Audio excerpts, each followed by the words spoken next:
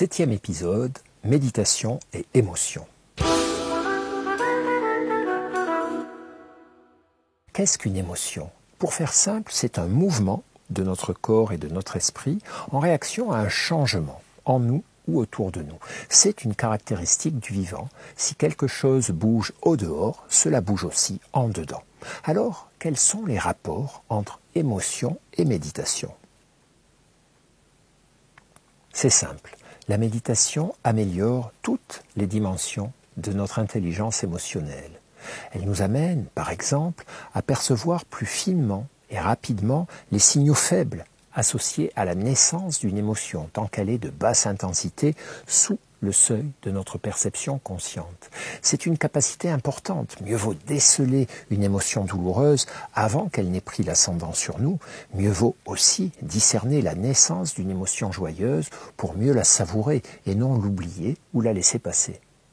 De nombreuses études montrent également, chez les pratiquants réguliers, une modification favorable de la balance émotionnelle entre fréquence accrue d'émotions agréables et fréquence réduite d'émotions désagréables. Dans la pleine conscience, il s'agit simplement d'être présent. Présent à ce qui est douloureux pour ne pas laisser dans les coulisses de notre esprit les douleurs nous envahir et nous asservir. Présent à ce qui est agréable pour ne pas le laisser passer et se dissiper sans l'avoir apprécié. Et cette présence attentive, curieuse et bienveillante à l'ensemble de notre vie émotionnelle suffit à la bonifier et à l'équilibrer. À quoi ressemble le travail fait en méditation sur les émotions douloureuses? L'idée est d'écouter ces émotions comme des informations et d'en tenir compte avant de chercher à les atténuer ou à les éteindre. Mais pour les écouter, il faut être capable de les accueillir. Et accueillir ce qui nous fait souffrir, ce n'est pas facile car personne n'aime souffrir. D'où le mouvement naturel chez la plupart d'entre nous de s'écarter de la douleur. Alors, où réside la solution ? Bien souvent dans un travail de déconstruction. Ainsi, une émotion douloureuse se présente souvent à notre esprit comme un bloc compact de pensées, de ressentis, d'envie d'agir, de fuir, de crier. Tant que ce bloc restera compact, nous continuerons de souffrir. Alors nous avons à décomposer notre expérience de cette émotion, instant après instant, au lieu de la subir en bloc, en tout ou rien. Nous avons à observer attentivement comment l'émotion douloureuse se manifeste dans notre corps, dans notre manière de respirer, dans notre manière d'être ou non présent à ce que nous voyons et entendons, dans les pensées qu'elle fait naître en nous. Toutes ces composantes de l'expérience émotionnelle douloureuse, ainsi placées dans un espace de pleine conscience élargi et bienveillant, auront ainsi moins de pouvoir pour nous faire souffrir.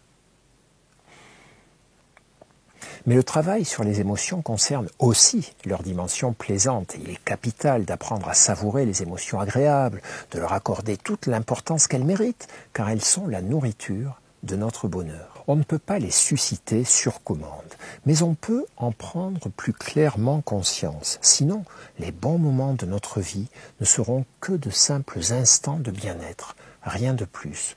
Manger des bonnes choses, au soleil, avec des gens qu'on aime, c'est du bien-être, et c'est très bien.